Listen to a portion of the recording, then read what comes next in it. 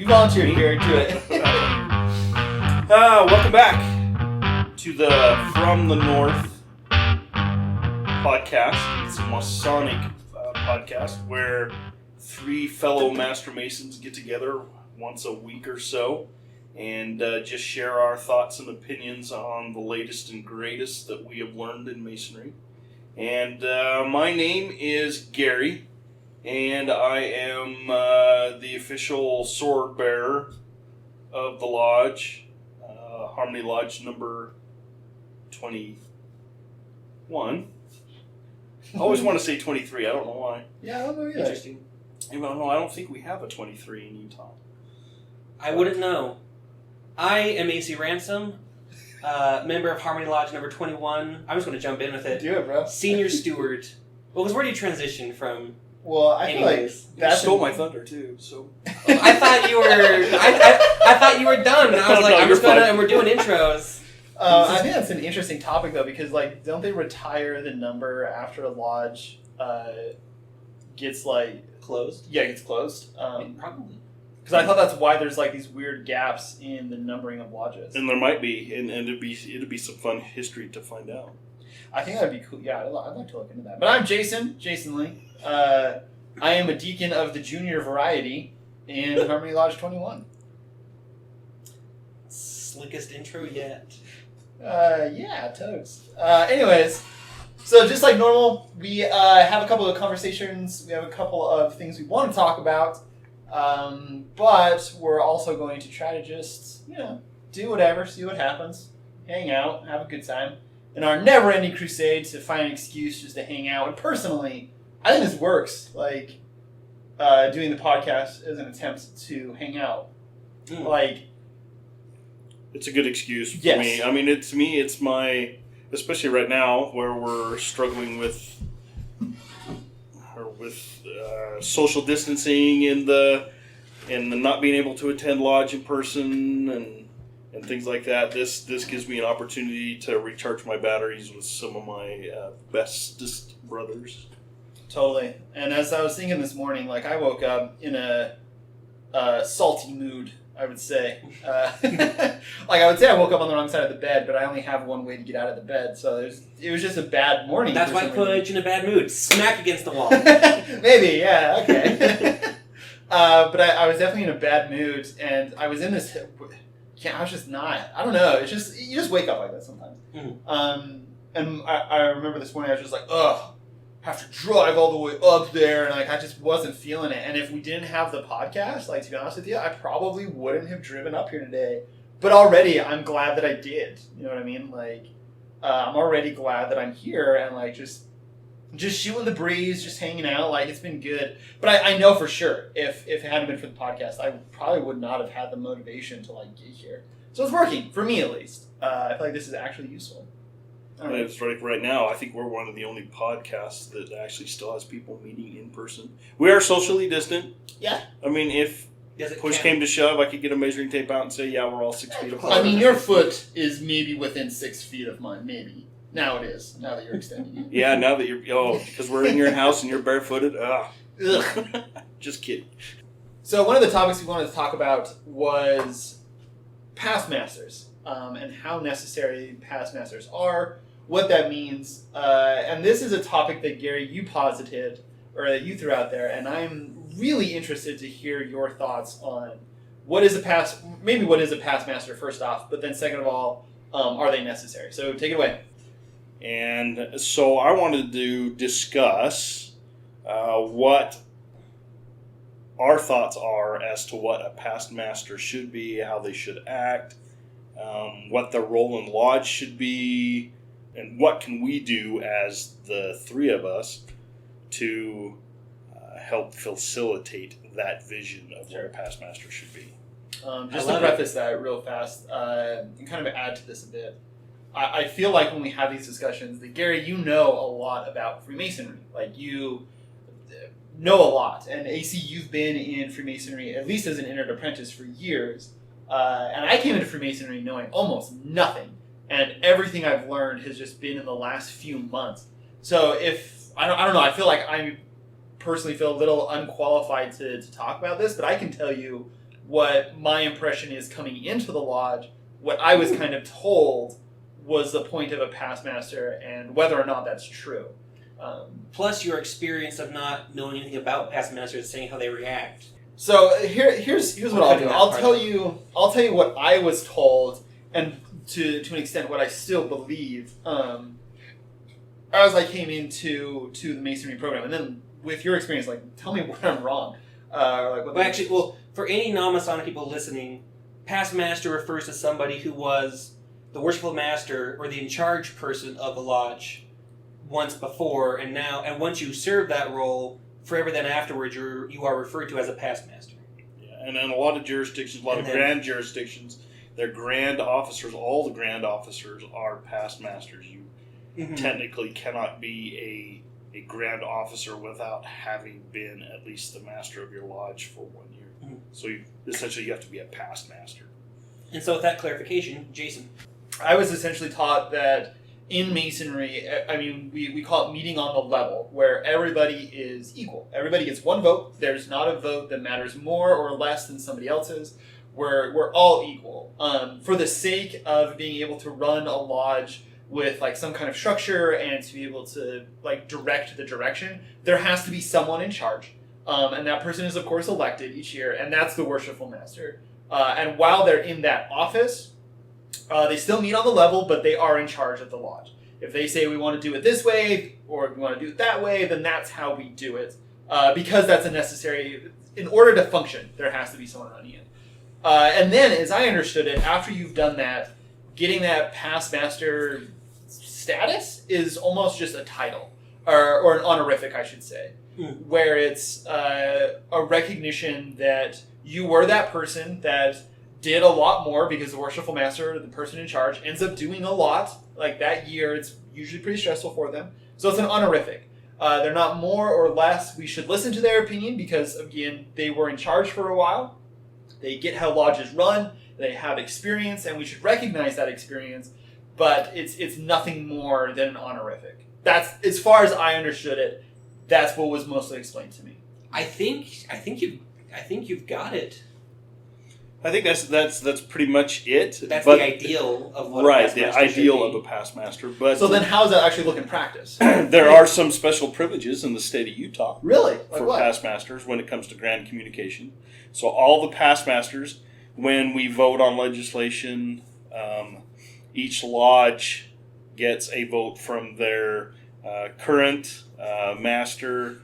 The senior and junior wardens get a vote. The secretary, I think, also gets a vote. No, it's just the two wardens. So just to clarify real fast. So each lodge gets 3 votes. So you mean when there's statewide changes to Freemasonry? Yeah, so like we're going to change the Grand Lodge bylaws. And there was a couple of pieces that were on the table last January for consideration. So each lodge gets 3 votes, but they technically can get a extra vote if a past master is there. Past master gets a vote. Every past master? Every past master. And then it goes even further. So like if you are a past grand master, you get a single vote. But so there are privileges for being a past master or a past grand master from that standpoint. In theory, that should still keep every lodge relatively equal, though. Should. Because, you only get, generally speaking, 1 master per year, which means you should no lodge should end up getting more past masters to be able to influence the direction of Utah. Right, well, all your past masters only get 1 vote. Yeah, so it's all past masters as one conglomerate. Okay. I way misunderstood that. I thought it was if you're a past master, you also get to vote. Which was a little odd for me to kind of watch and see in practice. And I don't know why that was implemented or what the history is behind it. So that's going to be one of those fun history treats to go dig in, and maybe I do not know the history of it, but I was going to say it's probably closer to what Jason was saying, more as like a way to show respect for the service that they did. Because you're not paid for being the worshipful. No. You just have a hard job for a year, if not more. So it seems more like a respect thing to me. Well, and I don't know, there's how many lodges in Utah? 20-something? At least 21. Yeah. Well, again, they skip. Yeah, but they're not all active, and not all those are But active even lodges. you're right. That's fair. So even if you said there was like 15 active lodges, 3 votes per each lodge, right? The one past master vote is not a huge thing to determine stuff. I would imagine. No, it doesn't swing things not like past grandmasters. Each one of those, Oh! one gets a vote, Oh, If they show up. which a lot of them do. that's interesting. They can actually, with all the past masters together, and I hope I observed this correctly, they could actually counter what The rest of Utah the rest of the Utah said. And I don't want to step on your toes, AC, Do it. but I'm going to do it anyway. Yes, do it. Yes. Go ahead. The one thing that I thought was really neat at the Grand Communications with the past masters is they actually came in. It was the only thing that was passed. They got together as a group and said, "We need to change this thing." It was just concerned with the time of voting, because in the bylaws it says we cannot vote on this matter prior to 2:00 in the afternoon on the second day of communications.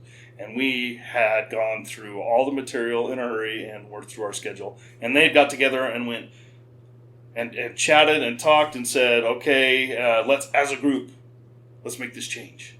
And then they went out to everybody and lobbied for it, if you will. And the change happened. And it was a good thing, and it needed to happen. And I think past masters in a lodge could do the same thing, could be very beneficial. I'm going to tell on us a little bit here. Sweet. Our lodge, and I've only been active in our lodge for a year and a half, so I don't have a lot of experience. I've been told that we've gone through phases, that we're in another phase, kind of a building phase. But right now, our past masters don't attend. Yeah. We have a lot of our past masters are not there. I've been to... we used to have, before I became a Mason, we would have these past master nights once a year where they would invite brothers and fellows to come. Wow. And they would have a night where they would kind of show off their past masters. And that's where I met some of the other past masters. That's the only time I've ever seen them. So we struggle in our lodge with... benefiting from having our past masters there. Now we do have one that's very super active, but he's only been back for a year or two himself. He is, and he's my only past master that I have the base this off. I know other past masters from other lodges, but he to me is the ideal past master. He comes in, he doesn't make waves. He does state his opinion when it needs to be stated, like. We've had some things we've had a little controversy with it, and he's popped up and said, "This is why we did it. This is the way it should be done." And everybody went, "Yeah, he's right," because he has that experience and he has that history with the lodge. And until then, all he does is just cheerfully volunteer to help. Yeah, he fills in where he wherever he needs to, and he cheerfully, like you said, he cheerfully does it, and he's happy to do it. He was asked to be my coach, and I'm sure he hadn't gone through the ritual in a long time. But he did it. I mean, he helped me through it. To me, that's what a past master should be and should do. Some of my research for this episode, I started looking online. There are other jurisdictions with active past masters where some lodges have created past master associations within their lodge. Interesting. And those guys have become kind of their own charitable organization. There are some grand jurisdictions that actually have a past master society where they have their own meetings, they have their own educationals, they have their own charitable efforts, they do their own magazines and newsletters, and they teach past masters how to be past masters. And I can understand. I can understand how frustrating it would be for somebody who was just recently, and I'm kind of sliding away from what I just talked about, because I've been in very similar shoes, where you were in this position of leadership, and everybody looked at you for all the answers for a year, and then your replacement comes in.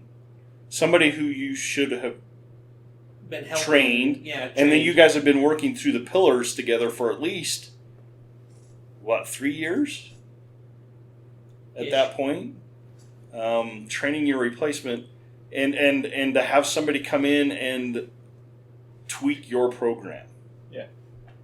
And how frustrating it was. I had a very similar experience. I'm a retired fire chief.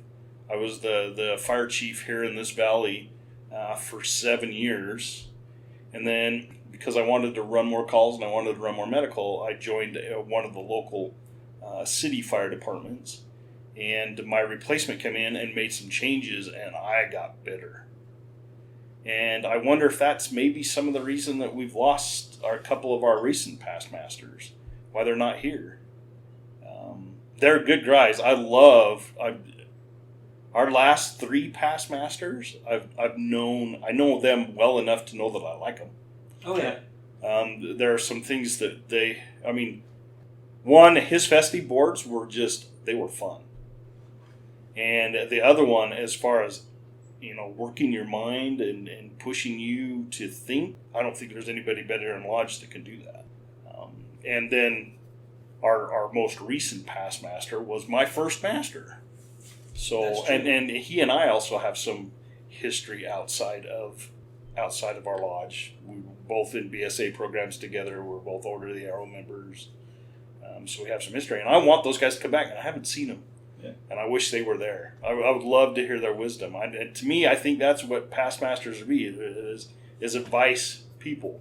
And I've gone to other lodges where that's happening. I remember going to a lodge just south of here for a degree, and their current master was brand new. It was his first time sitting in the chair. Guess where the current past master was sitting? Right next to him. Right next to him. I mean, there's a reason I think we have those chairs sitting in front of the room right next to the past master, and they're invited to come sit with him in these. You mentioned a lot of things there, and one that I just want to touch on a little bit more that I really like that you said. First off, I agree with what you're saying.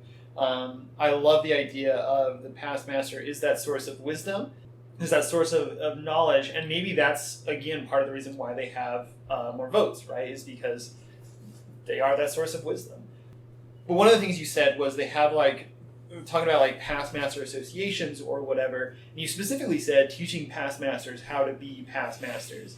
And, I mean, Freemasonry is about teaching men to be better men, but we don't teach you how to be a past master. That's not part of it. And the reality is, everything you just explained about being, fire chief, about feeling that embitterment, that's normal. That doesn't go away just because you're magically a Freemasonry. That's part of being human when someone replaces you, right? That's normal. And so I think having something like an association for past masters or what have you, whatever, to teach past masters how to be that past master. I feel like I'm saying past master a lot. It's losing all meaning. But I feel like that's necessary because we almost can't, if we do have someone that comes in that was a master, and they are making a bunch of waves, and they are super bitter about something or whatever, we almost can't blame them because who's taught them how to be a past master, right? Who's taught them how to fill that role? I jumped in as junior deacon. This is my first position I've had. And my first thought was, crap, what do I do? Do I need to memorize stuff? Do I need to practice things? What are my responsibilities, right?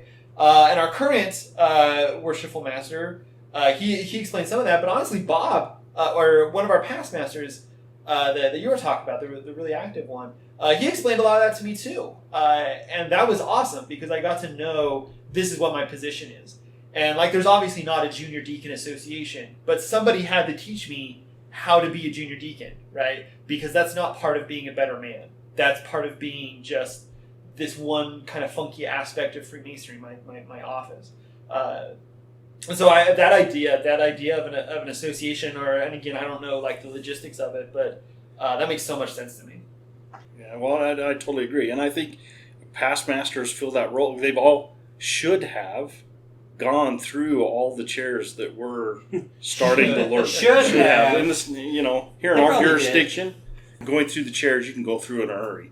Oof. which is unfortunate. And I thought of that scares me still. For now. and then there's some of us that don't ever want to sit in those chairs, and hopefully we never get there. But we still need, just like Jason said, I was going to say just like you said, and point at you, and nobody No, will that's see it. okay. I did that. I would know. That's all that matters. Those guys have the experience, and we need that experience and the things that they know to help pass it on to us that are in this up and coming generation of Masons, the ones that are learning the ritual, what to do, what should I be doing as the senior steward, or what should I be doing, what should I be checking, what questions should I be asking as the Tyler. Some lodges will actually put their past masters, the current past master is a position in the lodge where they are an advisor to the master themselves. But then they also, the past masters, some of them are also put in charge of the ritual committee or are the district Lecturer or something. Yeah, the district lecturer, That's what it is. deputy director, deputy lecturer, that kind of stuff. They're the ones that help you with the ritual in your lodge. And then the other thing is like nights when you have degrees and you're missing a certain part, those are the guys that can step in and without batting an eye will perform flawlessly. And I think if they were invited in to fill that crucial role, we'd see our past masters come back. Jason. I do like the hand raising. It helps, huh? Well, it hasn't so far, but I It do helped. like the idea. It's helped. of it. It's helped. Well, it's only happened twice, and one of the times I did wait. And the second time, nothing happened. So Worked for me. Anyways, so I think there's two aspects to this. Two things I want to mention. Specifically, what you're talking about. Past masters. The thing I've gotten from people, and I didn't really realize that I had heard this. But there's very much this almost impression that, oh, you just served as worshipful master, now take a year off.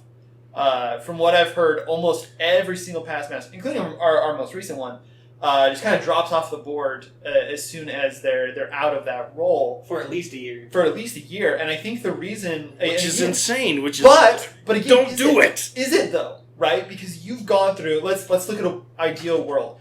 You've had a person that's gone through all these chairs, has always had a position, always had a responsibility, and then suddenly it's like, okay, you have no more responsibility, right? You can get dependent on that responsibility to come to lodge. Just like I needed a podcast for us to hang out today. Like that's, quite frankly, that's part of the reason I'm here.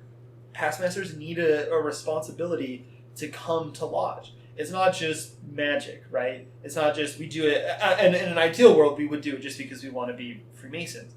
But again, they've had this responsibility for years. They still need that responsibility going forward. We all do. That's what helps us stay a part of any organization.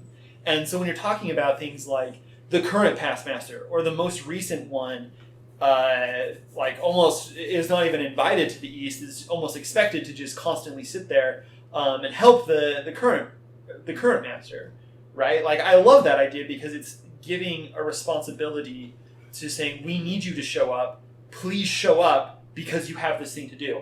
And then putting other stuff together like, hey, we need people to be in charge of ritual. We need people to do this. This is your job. And that's not going to work for everybody, of course. But again, it's almost a disservice to just say that it's, I don't know. I just feel like you need that responsibility to be an active member. I wonder, were you done?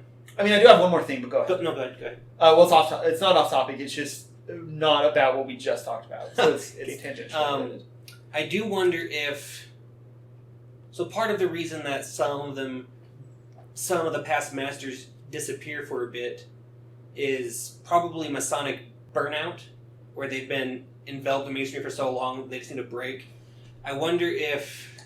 I almost disagree. Would the responsibility make that worse, or would it be a chill enough role for them to feel like they're taking a break from doing stuff, but still not vanish for years? I think... Go ahead, Gary. Well, I think, sitting with the current master in the East and being his advisor, that's the pinnacle of your responsibilities. You don't have to worry about planning. You don't have to worry about any of that other stuff. You are there just for the current master. Yeah. That's your role. So it's a job, but no pressure on you. Yeah, I mean, you're not getting all the extra pressure of having to perform, to check off all these boxes. You're just there to support this guy. And I think, just to add some meaningless rhetoric to what you said, I almost feel like if it is Masonic burnout, or if that's like a term or whatever, I don't know. But if that's a thing, I think Masonry is being done wrong at that point. I think, yes, the Worshipful Master does have a lot more responsibility, but at the same time, that Senior Warden is there for a reason. That Junior Warden is there for a reason. That Senior Deacon, that Junior Deacon, that name a person, right? They're there for a reason. And yeah, the Worshipful Master at the end of the day has to be where the buck stops, right? And like they have to be making those decisions, and they're the face for a year, they're the everything for a year. But if it really is so burdensome to be that master, then that's more of an issue with like delegation. That's more of an issue of, again, coming back to how you're talking about, we need to be the ones to do that. That needs to be us. That needs to be the members of every lodge. If Worshipful Master burnout is a thing, that is a failure of the members of the lodge, not in any way a past master, because that should not happen. You are 100% correct.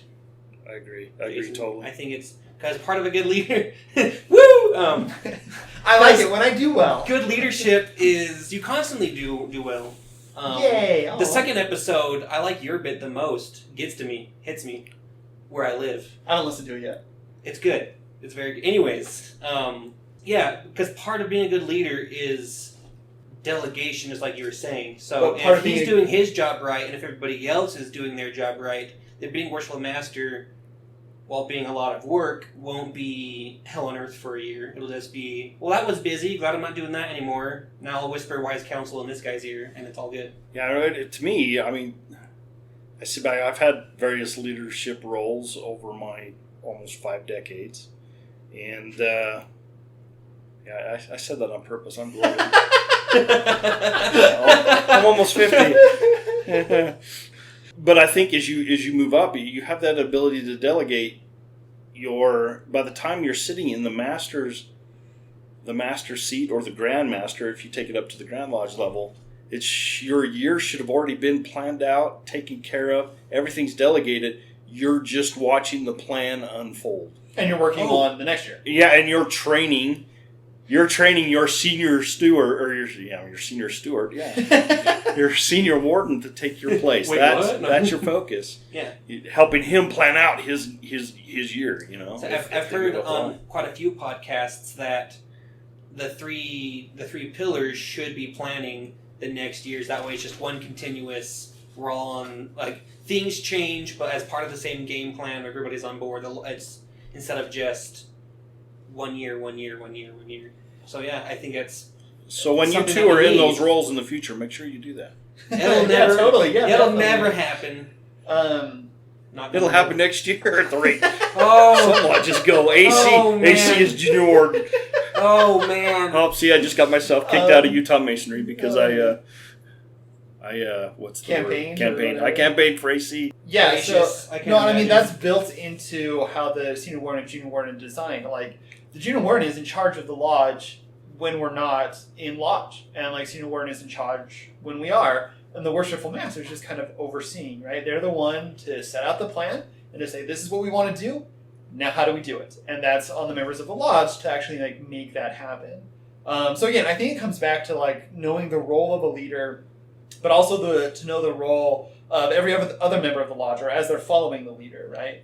The leader's role is to be that guidance, and if needed, to be in the muck with everybody else to pull the proverbial wagon along, right? But a good follower is able to like volunteer for those things and to take as much off the plate of the person in charge of the leader as possible, right? And the Worshipful Master still needs to be able to delegate that, but it's up to us to take that off his plate. Well, and I like what you said earlier, and I and our current junior warden have had a lot of discussion on this as well, because not only about Freemasonry, but scouting, because we both share that history, is that every person in lodge needs a role and needs to feel needed. And whether that's your brand new entered apprentice that's just been made a Mason comes in the door, all the way up to your oldest past master, needs some responsibility with the lodge. They need to know that they're needed. Yeah. Now, if they don't do the job that you've asked them to do, that's a different story. That's a different story. But in that case, they need to feel needed. Mm-hmm. Everybody needs to feel needed. It's a primal thing about being a human, I guess. And so when I get talking about like past masters and like you get to this point of where you just have no responsibility, it's you can almost substitute that word for you have no need, right? You don't feel like you're needed in lodge. Like, I did my work, I'm done, I'm not needed there anymore. Guess I'll just stay home, right? Because like sometimes I don't want to go to lodge. Sometimes I don't want to hang out with people, and like you need that. But if you feel needed, if you feel like people want you there, that goes miles. That takes up most of the effort in actually getting people to lodge. And so the second thing, crap, now I'm going to forget what it was. The second thing I wanted to mention, so the second thing I wanted to mention on this kind of train, and we're kind of approaching time here, but the second thing I wanted to mention on this is we're recently had a lot of discussion about this old coin mold that we found. It's like a very special type of coin mold specific to our lodge. A lot of historical value, of course. But one of the things people have been mentioning is to get some more coins made from this mold and to make it a past master almost gift, I guess, where they go, one of our members is trying to go to the past masters of Harmony 21 and ask for donations, I guess, to get more coins made. And to be honest with me, when they brought that up as like a thing, that surprised me. I was like, why in the world would the past masters like do this thing? Well, I think that speaks to like this. Again, that surprise almost shouldn't be there, right? Because in a lot of ways, it's, well, the past masters aren't involved. Like, that was almost I was just weirded out. I was like, well, they're not really involved. Why would they care? Like, why would they care about these new guys? Yeah, why would they care about these new guys? Why would they donate funds to this? Like, which shows what your experience with them is. Exactly. That's the point I'm getting to. Which wow. The experience we don't need. We need our past masters. Exactly. And so, anyways, I was providing that more of it, just like you said, like that's an example of like, and to be honest, almost until we started talking about this today, I was still under that same mindset. Like we brought it up last time in our Zoom meeting lodge, just last week, I guess it was. I don't know, whatever. Well, it was 2 Zoom meetings ago. No, we brought it up this most recent one too. Coin. I dropped out of that one. Yeah, you were gone by that time that conversation started. But again, they brought it up again, and I know even this most recent meeting, I was still like, I don't understand why they're trying to make this a past master like thing. It was just so weird to me.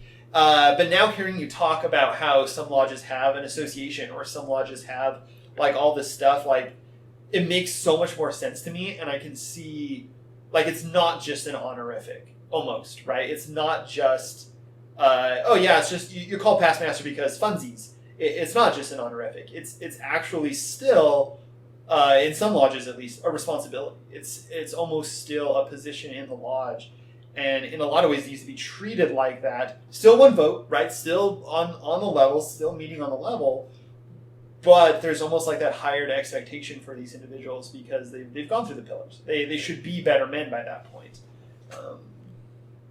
I don't know. Just interesting. I got to think about this some more because I don't know. It's just a new thought, and I haven't had a lot of time to think about it. But I think as a final note, though, and if you're a past master listening to this conversation, please, please, please come to lodge. You are needed. Us young guys, us 3 young, brand new Masons, we need you at lodge. Do not stay home. Come, participate, be active. Piss off the current master by showing up, please. Right, though. Well, and then you can have the same effect. Think of the good influence you can have on all of the new people that we do have coming. Yeah, and that influence is huge. Yeah. It is huge. You set the tone for the lodge. You're training its future leaders. Yeah. So, I agree. I echo what Gary said. Please come. If any past master happens to listen to this, please come. It'd be good. I will third echo. So it's the quietest of the echoes because it's done like 2 times now. I agree, 100%. Well, thank you again for listening to this episode of the podcast. It's been a good time talking about past masters, talking about everything. I hope it was. I hope getting our opinions on stuff was good. Maybe it wasn't. At Doesn't least matter. interesting / entertaining to listen to. At least, maybe. I hope. No. Nah. No? The host of the From the North podcast are providing this broadcast as a public service and for their own selfish motives. It is neither a legal interpretation nor a statement of any Grand Lodge, local lodge, or any Masonic body, or Freemasonry in general. Any reference to any specific product, subject, or entity does not constitute an endorsement or a recommendation. The rantings, tomfoolery, and views expressed by the guests and the host are their own, and their appearance on the program does not apply any endorsement of them, any Grand or local lodge, or any entity they represent.